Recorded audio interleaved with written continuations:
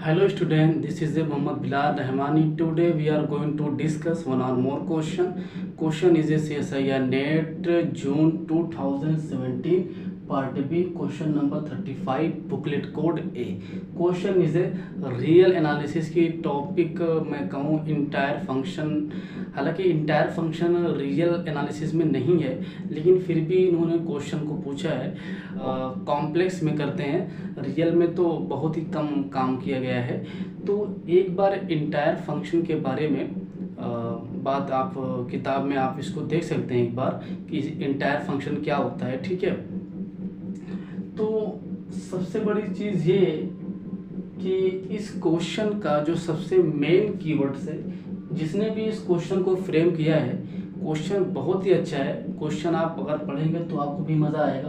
Question बहुत ही ज़बरदस्त है, लेकिन इंटायर फंक्शन के बारे में बात किया है और एक फंक्शन डिफाइन किया है और उसकी कितने सारे सेट बनेंगे वो उसके बारे में पूछा है। मतलब आपका फंक्शन डिफरेंशियबिलिटी में पूछा गया है। तो डिफरेंशियबिलिटी क्या है आप उसको एक बार किताब में देख सकते हैं। रियल एनालिसिस की तीन ही तो टॉपिक सबसे मजबूत है, लिमिट, कंटिन्यूटी, डिफरेंशियबिलिटी। ये तीन टॉपिक ऐसी है जिसको आप पढ़ते रहिए, जो ख़त्म होने वाला है नहीं, क्योंकि इसमें तमाम फंक्शंस है, उसको टेस्ट करना, ग्राफिकल अप्रोच, मैथमेटिकल अप्रोच, सभी चीज़ों से आप टेस्ट कर सकते हैं। तो आप यही तीन टॉपिक पूरे रियल एनालिसिस में सबसे बड़ा रोल है, ठीक है, इन्हीं लोगों का। अब क्वेश्चन को एक बार आप पहले रीड कर लीजिए। फॉर एन और इंटीजर के 1 या 1 से बड़ा, ठीक है, let f be the set of all entire function, ठीक है, such that this f of x की पावर k का mod for every x belongs to this interval, then which of the following cardinality of f is 0, 1, strictly greater than 1 but finite, infinite। मतलब आपको function दिया गया है और उस function के बारे में पूछ रहा है कि कितने फंक्शन बनेंगे जो कि इस डोमेन के अंदर क्या होंगे, इंटायर होंगे। इस डोमेन के अंदर हर पॉइंट पे क्या होंगे, एनालिटिक होंगे। तो जो अगर इसके सॉल्यूशन के बारे में बात करूं मैं, तो जो आपका f है ना, f of x is equal to mod x की पावर k और for every x belongs to -1, ठीक है। यानी ऐसे कितने सारे f बनेंगे जो कि इस डोमेन के अंदर पूरे पॉइंट पे क्या है, डिफरेंशिएबल है।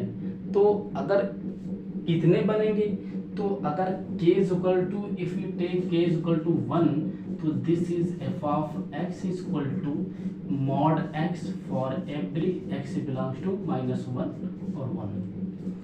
अगर इसकी डिफरेंशिएबिलिटी की बात किया जाए तो आपका ये फंक्शन, अगर इसका ग्राफिकल अप्रोच देखेंगे तो ग्राफिकल अप्रोच से आपका ये जो फंक्शन है ना, इसका जो ग्राफ बनेगा वो इस तरह बनेगा।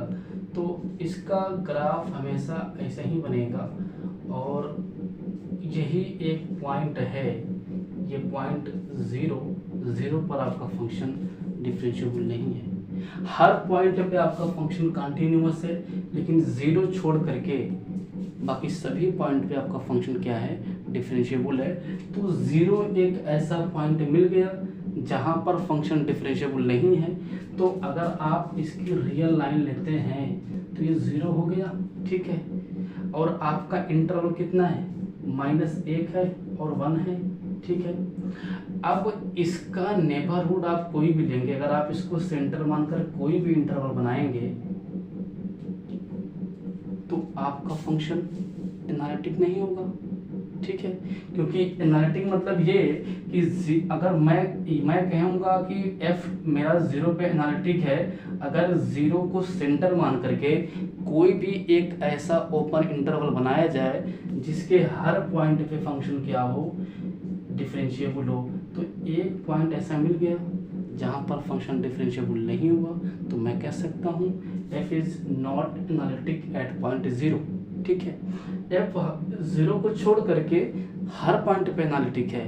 तो इन्होंने कहा है डोमेन मेरा ये है, जब डोमेन मेरा ये है तो फंक्शन आपका पूरे इस डोमेन के अंदर क्या मांगता है, एनालिटिक मांगता है। तो एक पॉइंट मिल गया, कौन, जीरो, जीरो पर आपका फंक्शन एनालिटिक नहीं है। जब आपका एक ऐसा पॉइंट मिल गया कि जिस पे जीरो आपका एनालिटिक नहीं है, तो फिर मैं कह सकता हूं कि आपका एफ इंटायर तो हुआ नहीं। सबसे बड़े कीवर्ड्स क्या है कि के, अगर के आपका इवन होता, इस क्वेश्चन को जिसने भी फ्रेम किया है बहुत ही सोच के फ्रेम किया है, क्योंकि के पे सारा काम है। अगर आपका के इवन हो जाएगा तब दिक्कत नहीं होगी, अगर आपका के ऑड है तब ऑड के लिए पूरा दिक्कत है। वो दिक्कत क्या है, जीरो, जीरो ही ऐसा एक पॉइंट मिलेगा जहां पर फंक्शन एनालिटिक नहीं होगा। बाकी हर पॉइंट पे आपका ये फंक्शन एनालिटिक है इस इंटरवल के अंदर। और अगर आपने के को ऑड ले लिया तो के आप कुछ भी लेते रहो, सिर्फ अगर आपने के को ऑड नंबर लिया तो आपका इस डोमेन के अंदर एक पॉइंट मिल जाएगा, वो जीरो, जिस पे आपका फंक्शन एनालिटिक नहीं होगा। तो फिर ये जब फंक्शन एनालिटिक नहीं हुआ तो अगर कार्डिनलिटी बात करते हैं आप कि एफ के अंदर कितने एलिमेंट आएंगे कि जो इंटायर होंगे, तो एफ के अंदर कोई एलिमेंट नहीं आएगा, है कि नहीं। एफ के अंदर कोई एलिमेंट नहीं आएगा, तो एफ की जो कार्डिनलिटी आई है ना, जो एफ की कार्डिनलिटी कितनी आ गई, जीरो आ गई, क्योंकि इस सेट के अंदर कोई एलिमेंट आया नहीं। एलिमेंट क्या मांगता है कि इंटायर मांगता है, इंटायर मांगता है, मतलब आपका एलिमेंट ये जो पूरा फंक्शन हो, पूरा आपका फंक्शन हो, ये क्या हो, ये पूरा एनालिटिक हो इस डोमेन के अंदर, उसकी बात कर रही है। तो आपका ये फंक्शन जीरो पॉइंट पे डिफरेंशिएबल नहीं है। जब डिफरेंशिएबल ही नहीं है तो एनालिटिसिटी की आप बात करना छोड़ दीजिए। तो इस हिसाब से क्वेश्चन पूछते हैं। तो देख लीजिए क्वेश्चन 2-3 सेकंड में आपका क्वेश्चन बन गया। और जिसने भी इस क्वेश्चन को फ्रेम किया है, क्वेश्चन में बहुत सोच के फ्रेम किया था। सारा जो इसका खेल है वो के पर है, ठीक है। तो अगर के इवन हो जाता तो दिक्कत नहीं पड़ती, तो इसकी जो कार्डिनलिटी थी तब इनफाइनाइट आती, लेकिन के अगर ऑड हो गया तो इस सेट की जो कार्डिनलिटी आएगी वो जीरो आएगी। इसका जो option third and fourth is discard, ठीक है।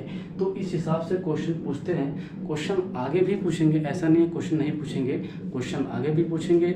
आप पढ़ते रहिए और चीज़ों को समझते रहिए बारीकी से। हालांकि रियल एनालिसिस में एनालिटिक फंक्शन के बारे में बहुत ही कम काम किया गया है ना, बल्कि मैंने तो कहीं पर किताब में पढ़ा ही नहीं है। और लेकिन जो डेफिनेशन हमने कॉम्प्लेक्स में पढ़ा है वही डेफिनेशन आप यहाँ भी पढ़ सकते हैं, दे सकते हैं, कोई दिक्कत नहीं है, ठीक है।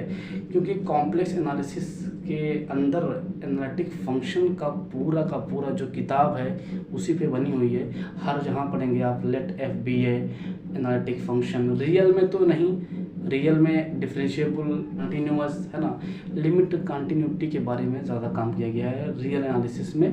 और कॉम्प्लेक्स में पूरा आपका जो एनालिटिक फंक्शन है उसके बारे में ज़बरदस्त काम किया गया है। तो आप देख सकते हैं क्वेश्चन कितना ही सिंपल था। ग्राफिकल अप्रोच अगर आपको पता है तो आप डिफरेंशिएबिलिटी को चेक कर सकते हैं, ठीक है। ग्राफ देख के कैसे पता करते हैं कि फंक्शन किस पॉइंट पे डिसकंटिन्यूअस है, फंक्शन किस पॉइंट पे डिफरेंशिएबल नहीं है, इन सभी चीज़ों को आप आराम से पढ़िए, समझिए। क्योंकि मैथमेटिक्स एक ऐसा सब्जेक्ट है जिसको समझ के पढ़ना चाहिए आपको, ताकि आप क्वेश्चन को समझिए। जब आपको हर चीज़ मालूम होगा तभी तो आप क्वेश्चन कर पाएंगे। सेट क्या होता है और उसके बाद डिफरेंशिएबल फंक्शन क्या है, उसके बाद ग्राफिकल अप्रोच से कैसे चेक करते हैं, मैथमेटिकल अप्रोच क्या होता है, ठीक है। इस हिसाब से क्वेश्चन पूछते हैं और आगे भी पूछेंगे। Thank you for watching this video.